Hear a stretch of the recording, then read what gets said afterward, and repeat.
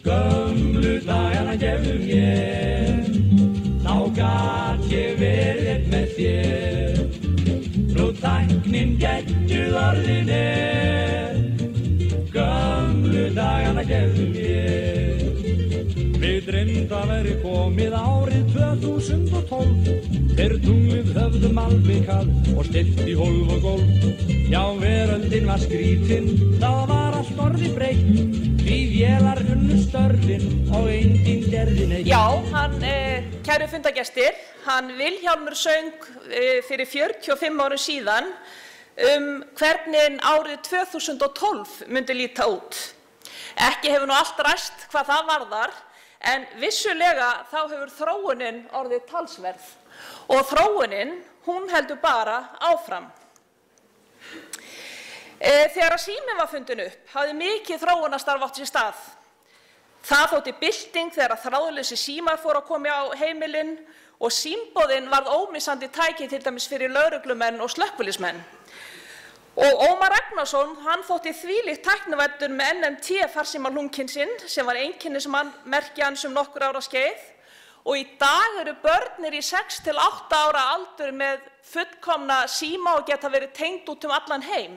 Nú, sama þróun hefur átt sér stað með ritvélarnar sem hafa þróast yfir í tölvu og núna í rauninni sama græjan sem hefur sameinað bæði ritvélina og síman. Og hver þróunin verður áfram á þessum tækjum aldrei að vita, en það mætti segja mér að þetta eins og iPad og iPhone þau orðið úrelt eftir nokkur ár. En það spurning hvort þessi gullvega speki Darwins dýrategundirnar eigi líka við fyrirtæki, að það ekki sterkustu dýrategundirnar sem lifa, né þær greindustu, heldur þær sem að geta brugðist best við breytingum. Á Frumkvöðlasetur Nýsköpunarmiðstöðvar Íslands eru frumkvöðlar og fyrirtæki sem að stöðugt að bregðast við breytingum og meta þarfir framtíðar. Og frumkvöðlasetur okkar væri ekki til nema fyrir að sjálfsögðu frábæra frumkvöðla og líka frábært samstarf við fyrirtæki og stofnanir eins og Íslandsbanka, Hafnarfjarðarbæ, Garðabæ, Arion banka, velferðar- og iðnaðarráðuneyti. Og ég vil nota þetta tækifæri til að þakka þessum aðilum sérstaklega fyrir góðan stuðning. Nú, nýverið þá gerðum við heilmikla könnun varðandi þá frumkvöðla sem á setrunum og hvernig hefur tekist til, og það vert líka velta fyrir sér í hverju erum við virkilega góð. Það koma leiktöf, Ólafur, og það leiktöf dæmd á þá. Tilbaka strákar, nei það hraðaplögg, Klusinski, og sjáuðu Alexander Pettersson! Ég hef bara aldrei séð aðra eins vörn. Hvaðan kom hann? Hvert hann að fara? Hvað hann? Sjáuðu þetta aftur? Hvað? Hvernig þetta? Hæ? Já, þetta voru einmitt rannsóknarspurningarnar okkar. Hvaðan kom frumkvöðullinn? Hvert hann að fara? Hvað hann og hvernig þetta hægt? En oft skjótast frumkvöðlar fram á sjónarsviðið líkt og fullskapaðir. En það búin að eiga sér stað heilmikil þjálfun, reynsla og lærdómur áður en að þeirra ná að slá í gegn með sínar hugmyndir, líkt og í íþróttunum. Og auðvitað þarf að fara saman rétt tímasetning, réttað liðsheildin og smá heppni. Og við skulum líta á nokkra niðurstöður þessarar könnunar. Menntunarstig frumkvöðla á okkar setrum mjög hátt. 81% þeirra eru með háskólamenntun. 35% fyrirtækjanna eru strax að stefna á alheimsmarkað af því að íslenski markaðurinn einfaldlega og lítill fyrir mjög sérhæfðar hugmyndir. Hann oft notaður svona sem pröfumarkaður, en 35% fyrirtækjanna stefna strax á alheimsmarkað með sína vörur. Það var gaman að sjá þegar spurt var hvernig hefði tekist hingað til að ná markmiðum fyrirtækjanna, því að tæplega 80% þeirra svöruðu að mjög eða frekar vel hefði tekist að ná markmiðum. Og þegar spurt var árangur Varðandi fjármögnun viðskiptahugmyndana svöruðu 67% viðmælanda að árangur hefði verið mjög eða frekar góður. En það var samt athyglisvert að þrátt fyrir að fólk væri almennt ánægt með árangur fyrirtækjanna að þá sögðu flestir viðmælendur að þetta hefði samt reynst dýrara og tekið lengri tíma heldur en var áætlað í upphafi. Við spurðum líka bæði neikvæð og jákvæð áhrif hrunsins og flestir frumkvöðlar nefndu þessi hérna sem neikvæðu áhrif hrunsins, minni fjárhagslegu stuðningur og erfiðara að fá fjármagn, minni trúverðugleiki íslenskra fyrirtækja gagnvart erlendu byrgjum, gjaldeyrishöft og hækkun á aðföngum.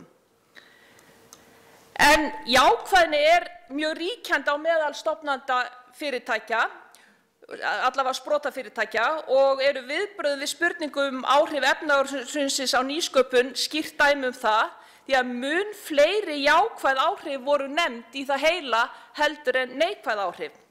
Og það birtist í miklum meðbyr og skilningi í garð nýrra hugmynda og fyrirtækja og fleiri þori að gefa nýsköpun tækifæri og þetta skila sér síðan í formi aukins stuðnings við sprotafyrirtæki frá stjórnvöldum og aukinnar athygli í garð nýsköpunar. Nú, á frumkvöðlasetrunum alltaf eitthvað spennandi að gerast og dæmi bara splunkunýjar fréttir að fyrirtæki Intel-Scan nýbúið að landa sölu upp á 16 kerfi fyrir rakamælingar með örbylgjutækni og þetta stærsta sala fyrirtækisins frá upphafi og þessi eina sala til erlends stórfyrirtækis jafngildir allri sölu síðast árs. Nú, snjallsímaforritið Skelvir sem fyrirtæki Reontech gaf nýlega út fyrir Android nú komið með yfir 1000 virka notendur, en forritið gerir notendur kleift að fylgjast með jarðhræringum á Íslandi á auðveldan hátt. Fyrirtæki Risk mun gefa út sína fyrstu snjallsímalausn á næstu vikum sem snýr að einstaklingsbundnu áhættumati og fræðslu fyrir fólk með sykursýki og stuttmyndin Útrás Reykjavík í leikstjórn Ísoldar Uggadóttur hefur verið valin á kvikmyndahátíðina New Directors sem hefst síðar í þessum mánuði í New York. Og lyfjaþróunarfyrirtæki Geni sem einmitt eitt af fyrirtækjunum sem staðsett eru í Keam Medical Park, frumkvöðlasetur okkar í Vatnagörðum, það ætlar að hefja framleiðslu og setja upp lyfjaverksmiðju á Siglufirði. En hér í þróunardeildinni starfa 3 vísindamenn við rannsóknir á fásykrungum unnum úr rækjuskel.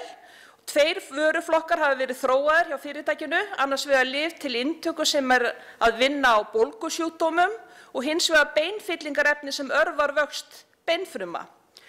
Og fyrirtæki kynnti núna bara nýlega þessi áform að setja upp framleiðslu á Siglufirði og það áætlað að framleiðslan hefjist fyrri hluta næsta árs.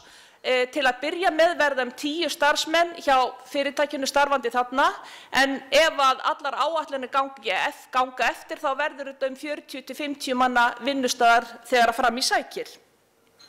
Og þetta eru bara örfáir atburðir á mörgum sem að gerast á setrunum. En nú ætlum við að fara í smá ferðalag inn á setrin og það voru 2 frumkvöðlar í Kvosinni, þeir Guðmundur Sigurðsson og Elvar Örn Þormar, sem að gerðu þetta myndband. Gjörðu svo vel.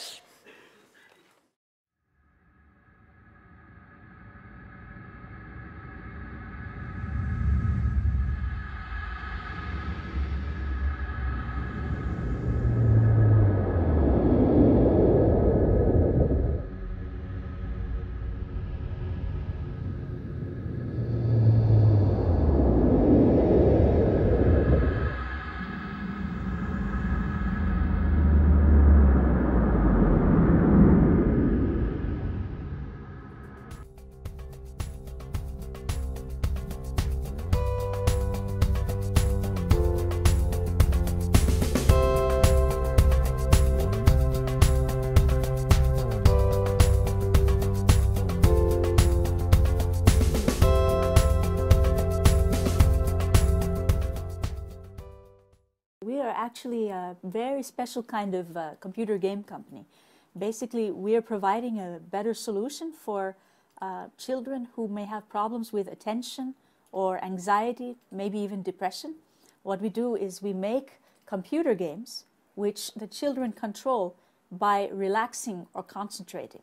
So because the game is fun, they're trying to get better at it and play it often. And that means they're practicing, without realizing it, how to relax and concentrate when they want to. They're actually controlling the games directly with the mind using a headset like this.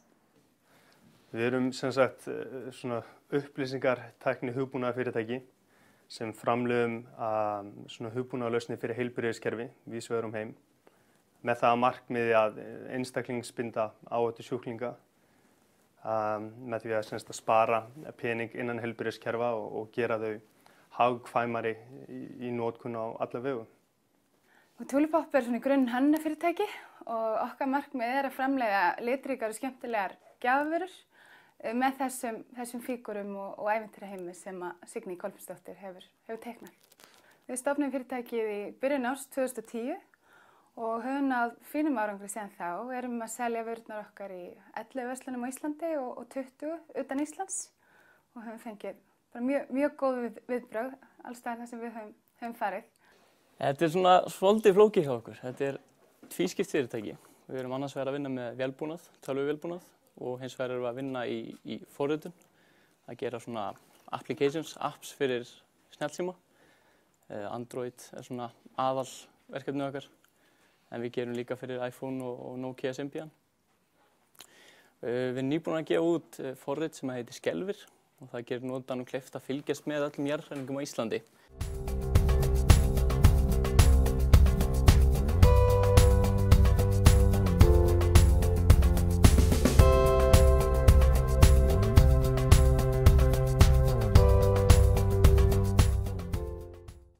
Við byrjum við eldhúsborðið hjá henni Hlíf sem á fyrirtækið með mér og þegar við færðum okkur yfir í frumkvöðlasetur þá fórum við að upplifa að þetta væri kannski fyrirtæki en ekki eitthvað áhugamál við eldhúsborðið og það að fá líka bara ráðgjöf og námskeið hjá Nýsköpunarmiðstöð skiptir mjög miklu máli og ekki síður fólki sem maður umgangast hér í setrinu dagsdaglega. Locatify tæknifyrirtæki þar sem við erum að búa til lausnir fyrir iPhone síma og Android síma og við erum að búa til smá forrit sem að gagnast ferðamennum. Við stílum ekki inn á ferðamenn en það geta líka verið hverjir sem og við höfum verið að búa til lausnir í símana sem að þetta eru snjallleðsagnir sem við kallum með snjallsögumaður og þá leggjum við mikla áherslu á hljóð og ljósmyndir, myndir, skreytt kort og við erum að búa til svona eiginlega ævintýri fyrir ferðamannin sem að geta tekið með sér bara í vasanum. Markhóparnir okkar eru sveitafélög og þjónustuaðilar sem reka starfsstöðvar fyrir fatlað fólk og aldrað fólk og síðan ríkið. Og þjónusta okkar felst sem sagt í sértækri ráðgjöf við þessa þjónustu og rekstraraðila og annars vegar erum við að tala ráðgjöf sem að lítur á stjórnun og rekstri og síðan úttekt á þjónustunni.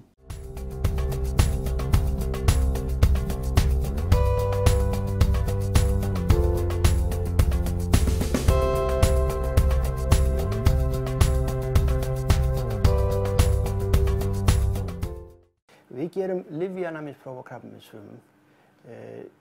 Hugmyndin sú að þróa aðferðir í samvinnu við lækna við að gera prófanir þar sem við prófum mismunandi krabbameinslyf á frumum frá sjúklingum og hugmyndin að þróa með þessu aðferði sem gera einstaklingsbundnar prófanir því að það nú þannig að mismunandi einstaklingar jafnvel með sömu sjúkdómsgreiningu að það ekki alltaf að það séu sömu lyf sem að virka. Við erum með hugbúnaðargerð og við erum með í raun og veru nokkurs konar hugbúnaðargerð. Við búum til hugbúnað fyrir heilarita, það svona aðalstarfsemin.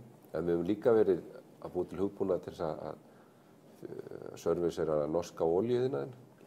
Þannig að okkar sjúklingar eru bæði flogaveikir og sprungin rör.